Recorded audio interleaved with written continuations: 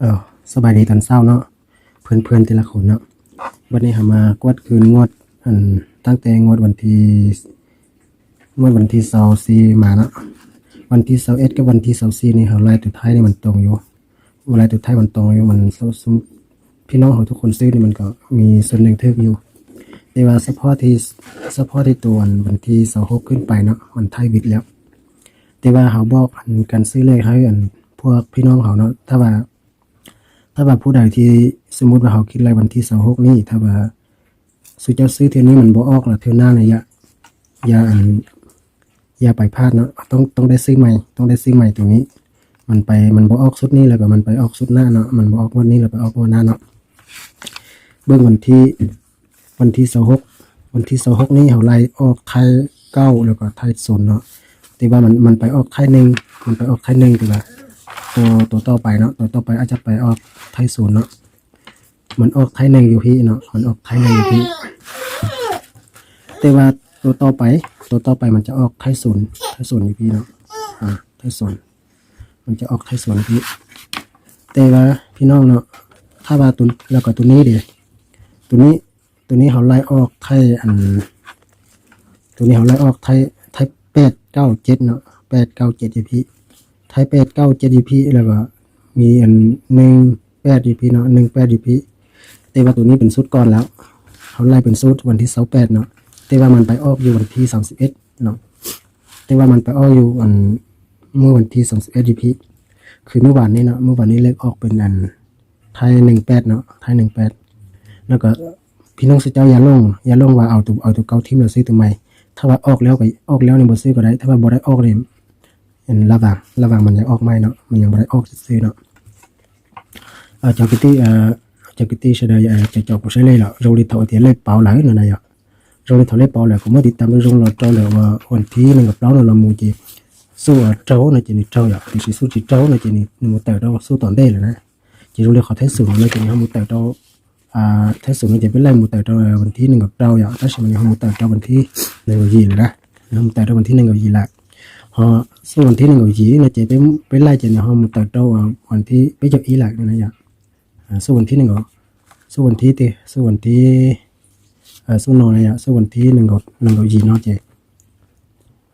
sốวันที่1ก็gì nó là chỉ biết là một tờ đó sốวันที่biết cho ý là này ạ chỉ là một tờ đó sốวันที่biết cho ý của tờ nó lại chỉ là sốวันที่biết cho ý để nó chỉ biết là do tờ ạ tức là biết là vàng cho số tuần đây là mua tuần đây là tới rồi cho tờ được cho biết là một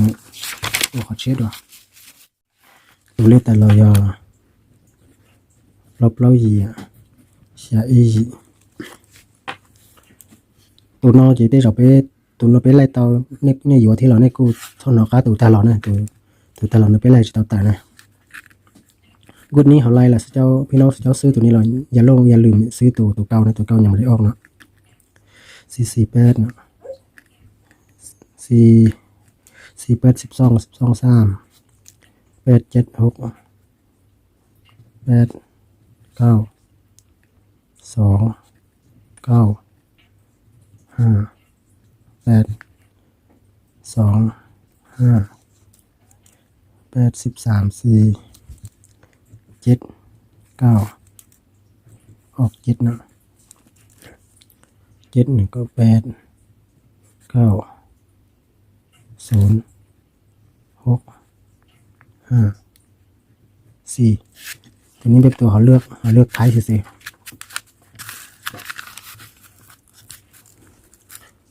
แล้วก็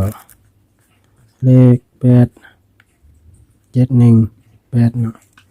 8 7 1 8 8 7 15เนาะ15 16บวก8เป็น26เป็น8เนาะ8ก็เป็น2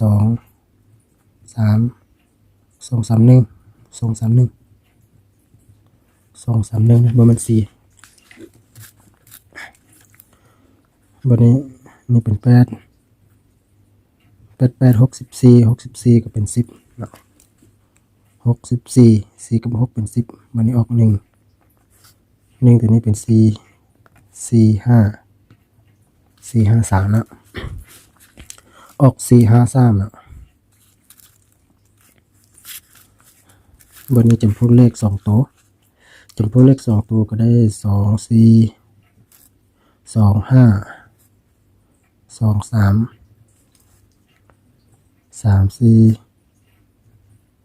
3 5 3 3 1 4 1 5 1 3 2 3มีแล้วมี3 1 1 3 1 4 5 4 5แล้วก็5 3เนาะได้12ตัวนี้เลข2ตัวตัวนี้กับตัวผ่านมานี่เนาะไทยยักไทยคือกันเลยไทยคือว่าตัวนี้ไทยเขาก็ใส่ไทยอัน45เนาะ45แล้วก็ตัวไทยนี้ก็มัน45คือกันเนาะก็มัน45คือกัน345ตัวไทย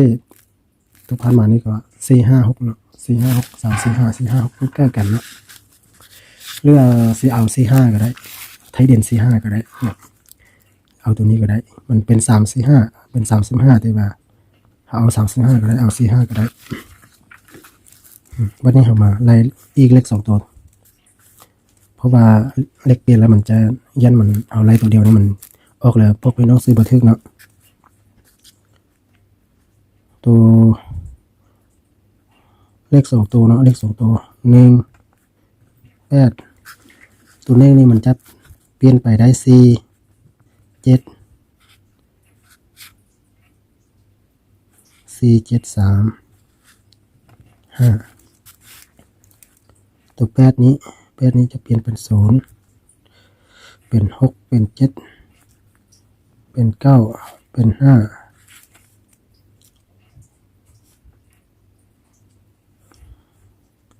บ่เอาไล่แล้วเอา3นี้เลยเนาะเอาไล่มันเอากระบอกเลือกเราได้40 46 47 49 45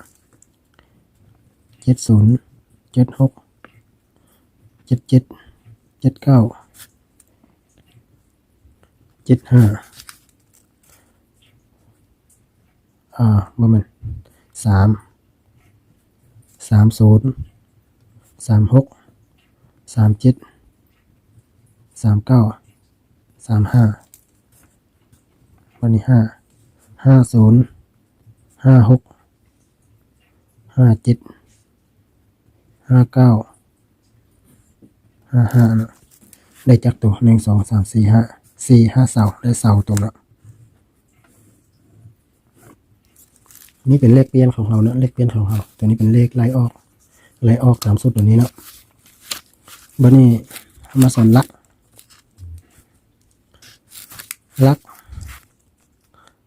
6เนาะลัก5ลัก4ลัก3ลัก2ก็เป็นตัวพี่เนาะลัก2เป็นตัวพี่ลัก1ก็เป็นตัวพี่แล้วบ่อะไรก็ได้ลัก6กับลัก5นี่มันออกเดียวกันเด้อลัก6กับลัก5นี่เขาเขียนตัวนี้ก็ได้เป็น1 7 เป็น179 1792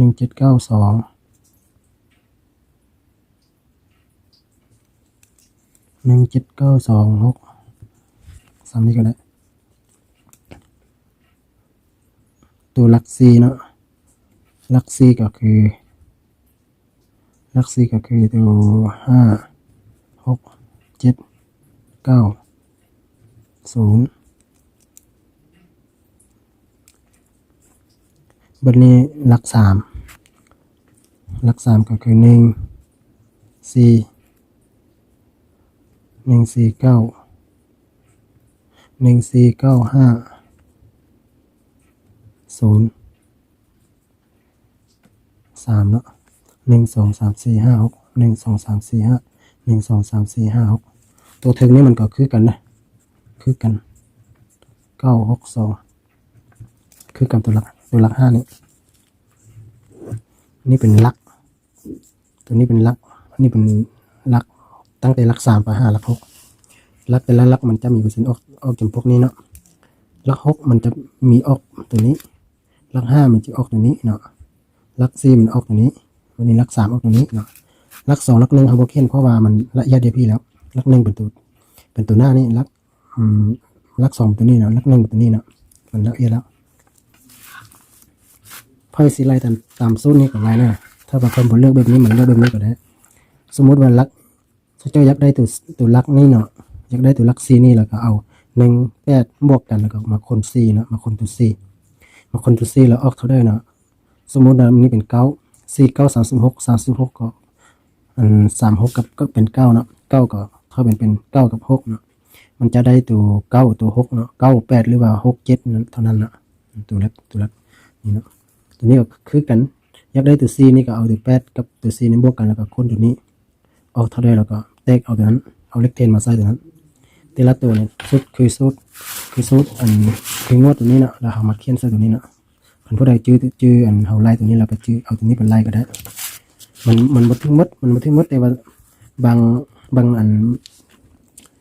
หลักนี่มันจักทึบางหลักจักทึอยู่ขอบใจเนาะขอบใจพี่น้องทั้งหลายเนาะผู้ใดที่ว่าบ่เข้าใจเบิ่งแล้วบ่ฮู้เลือกโทรหามาได้นะโทรหามาได้เอาเลขใหม่ให้ก็ได้เขาคิดรายได้ไล่สุดแต่ว่าที่เขาไล่อยู่พี่เขาเลือกตัวสำคัญสุดเขาเลือกตัวสำคัญแล้วเลือกตัวเด่นมาใส่แต่ว่าเฉพาะที่เขาซื้อนี่เขาก็มีแต่ไล่สุดแหละไล่สุดซื้อไปก็เขาก็แฮงบ่ฮู้เลือกพวกพี่น้องเบิ่งตามนี้ล่ะจิตใจสำนึกจิตใจอยากได้ตัวได้แล้วก็มีแต่เลือกเอาตัวนั้นเลยมีแต่เลือกเอาตัวนั้นเลยเนาะตัวเทิงนี้เขาบ่ได้เลือกตัวจำพวกเลข6ตัวเนาะเลข6ตัวเนาะเขาบ่ได้เลือกจำพวกเลข6ตัวที่ว่าออก 2-3 เทื่อนี่บ่ได้ติดตามเบิ่งจักถึงบ่ถึง6ก็อยากเขาเลือกเอาที่เลข2ตัวนี้มันเวลายาวเกินแล้วเนาะขอบใจนะพบกันงวดหน้าเนาะ